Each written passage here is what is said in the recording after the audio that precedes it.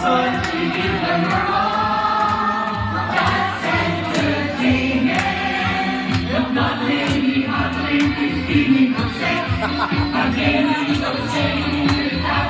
Ano bali, sabihin ko na, totoo bang nagkaroon kayo ng something ni Jericho Mendoza?